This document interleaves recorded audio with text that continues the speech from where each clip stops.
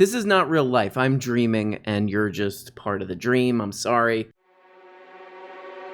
Last year, the defense contractor Lockheed Martin, the biggest in the world, ordered top executives to a 3-day virtual training to, quote, deconstruct their white male culture and unlearn their white male privilege. Well, this is a long-standing training program. Actually, 8,000 Lockheed Martin executives and employees have been through race re-education programs. I was truly disheartened and shocked when I heard this story on my favorite program, Tuck Carlson. What is it called? Goose Steppin' with Tuck? Goose stepping and small middle mustaching around with Tuck. Why? You're welcome. There are two types of aggressions, okay? Let me break this down for you fools out there. I ain't never heard of this, okay? Getting me all pissed off. There are two types of aggressions. Micro, macro, okay? And in this case, with Lockheed Martin, the biggest defense contractor in the world, selling weapons that kill people, I'm going to go ahead right now and say that in this case, the microaggressions far more important, right? You're welcome. I actually work at Lockheed Martin, and let me tell you guys something right now. I am not lying. We literally don't have one Taiwanese person telling me how better to sell bombs to kill people. This is sick. This is the thick part. And Tuck Carlson, what is this? How does he say it? Tuck Carlson. Here's what's wrong with what Tucker Carlson is saying, which is that if, this is so messed up, if you're selling weapons that kill people all over the place, innocent people and children, and it's part of the military-industrial complex, if you're going to do that, you can't be goose-stepping around like a Nazi, the way he's saying you should be able to do, which is what his audience wants to hear. The true beauty of diversity. You know, I've traveled all over this country. I've been to, Ohio. I've been to New Mexico. End of list. And I look at these beautiful cultures, these other cultures, and I say, if there's just a way we could all come together to sell weapons to kill people all across the world, that's beautiful. This is what Jonathan Lennon and Yoko Ono was talking about. John Lennon, Paul Schaefer, all of those Beatles were trying to talk about this. Imagine there's no countries, like Don Lemon said. Imagine there's no countries, because we flattened all of them with bombs. The question is this. If a 3-star general retired in the United States military can't stand up to a bunch of crackpot diversity trainers, how on earth are we going to stand up to communist China? How on earth are we going to stand up to communist China? Finally, someone's saying the truth. Finally, someone's saying the truth, which is that we're not doing enough for. How am I, the guy who works for the biggest military contractor in the entire world, how am I supposed to do war better, maybe with another country that also has nuclear weapons? How am I supposed to do that if I can't call people in the office toots? It's a sick society. It's just we live in a society, to quote Joker. To quote River Phoenix and Joker, we live in a country. To quote Phoenix, the Phoenix Suns, Steve Nash, when he played for the Phoenix Suns, we live in a neighborhood. And it's being ruined by this cancel culture. It's being ruined by this cancel culture that when I'm trying to sell bombs to kill as many people as possible and to have a military-industrial complex that guarantees we have war and killing innocent people in ad turnum, when I'm trying to help that happen, I can't, when I'm doing that in the office, I can't do the type of what I call racial humor that I like. I can't. How am I supposed to help sell bombs that kill everybody if I can't give my coworkers a little pinch on the tuchus? Ask, this company wouldn't exist without federal contracts. They get billions, of course, from the Congress every year. Congress is pretending this stuff isn't happening. Is anyone in the Congress going to put a stop to this, do you think? Somebody's got to put a stop to this. These companies, they're selling all these bombs. They're making all these bombs. They're selling all these bombs that kill people. And we're just forking over money to them so they could drop bombs on people, kill innocent civilians. So I'm done talking about the good part. Done talking about the good part. Now the bad part, they make them go to these, what was it again, seminars or something that they said something to them.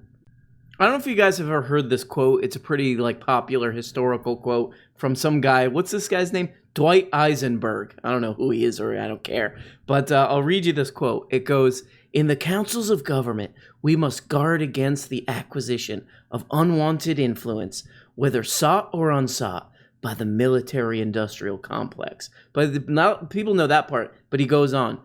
"Actually, I'm just kidding. It's cool as long as people check their privilege." See, you got to read the whole quote, guys. Stop it. Look at this ad here that I got. I'm trying to do this video, this insufferable video, and I get this ad here from Amazon. It's trying to sell a Cooler Master PC tower. I can't buy it, Amazon, because, again, I've told you this many times, Amazon, when I talk to you. When I bring up Amazon and just talk to the screen, like I do every afternoon, I told you I can't get a graphics card, Amazon. Oh, and then you just disappear. How women took over the military-industrial complex from Politico. This is, I'm going to say it's so inspiring that I don't want to say peed my pants, but I did. It's a watershed for what has always been a male... I'm going to try not to cry. It's a watershed for what has always been a male-dominated bastion. The culmination of decades of women entering science and engineering fields and knocking down barriers as government agencies and the private sector increasingly weigh merit over machismo. It's so inspiring that I literally died, and I was doing like Weekend at Bernie's, like, you know? As Lockheed Martin CEO Marilyn Hewson told Politico, it's also the result of quieting that little voice in your head that doubts whether you can do that next job or take on that special assignment. And this really is a really good message to the young women out there, okay? Like, I show my daughter Wonder Woman, that movie, you know, that horrible movie. I show it to her and I say, you could be like her. You could be a model pretending to be an actress. I don't show her that movie anymore. I show her this quote. I'm like, look, you can, even though you're a girl, okay?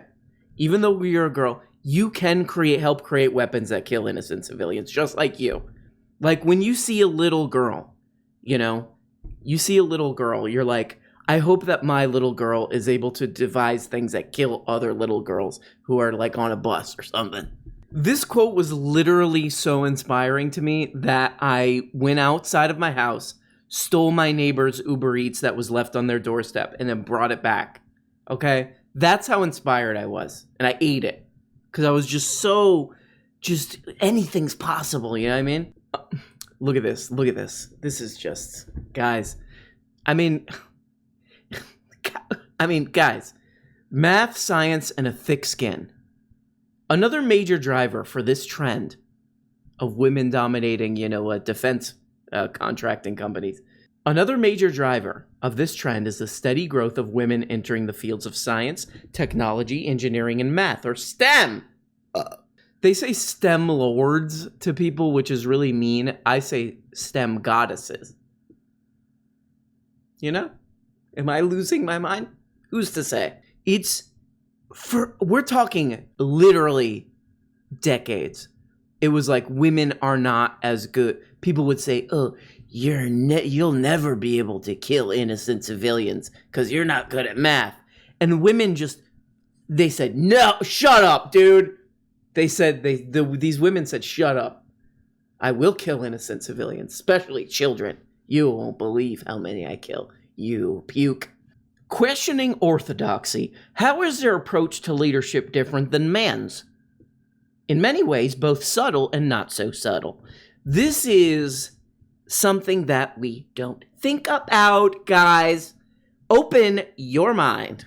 I'm actually an evolutionary psychologist / biologist. And what we've actually discovered is that men are more like they're going out, they're like, I'm going to gather these berries and sticks. And women, I actually got this from Malcolm Gladwell, women are more apt toward, I'm going to stay in the environment and raise these bear cubs to their full maturity. So what women are doing is they're actually bringing that to the art of mass killing, which is just, I'm gonna try not to cry again. So this CEO of Lockheed Martin, okay, don't cry. The CEO of Lockheed Martin says that she has made it a priority to recruit more women. Guys, I've said this many times, and that end scene from Doctor Strangelove when that cowboy guy is riding the bomb down to the ground. I've always said that why can't that be a woman? So guys, you might be thinking, should I unsubscribe to this channel? You're canceled, dude. You're canceled if you do it. So go ahead and unsubscribe, but like at the same, you hit the unsubscribe, it's like it'll go right into you being canceled. So, do what you want, man. Oh, quick note, guys. Quick note here. This guy who Tuck Charleston Heston has on his show here, I kind of looked into his little article that he wrote about this, and it might all be total bullcrap because a lot of his links not working. Uh-oh. So, but, however, Lockheed Martin and these companies do a lot of this nonsense. So, I wouldn't trust. This guy's clearly a ding-dong and a doofus and a pudding head. But, there you go. Guys! I've been working on my sign-off for the show, and guys! And if you're watching this on a, a Monday or a Wednesday, please join the stream. It's at 8 p.m. Central Standard Time, year of our Lord, and I will see you around. Is that okay or no? Do we have a problem here? Hey everybody, and thanks so much for watching this video. Like all the other YouTube and podcast perverts, I now have a Patreon. Every week on this Patreon, I'm uploading 2 exclusive Patreon-exclusive shows. They're like real shows, more produced, more edited. A behind-the-scenes show where I reveal all my secrets, and a show where we go deep on an important topic that you will want to know about. Also, you get the daily and complete live show audio-only feeds. And at the top level, for only 25 bones, you can become a producer. These people that you're seeing right here make this program possible. Without them, nothing. It goes right in the toilet, right in the trash, and we set it on fire. It's these people who make it work. So please, for Christ's sake, become a patron. Bye-bye, love you.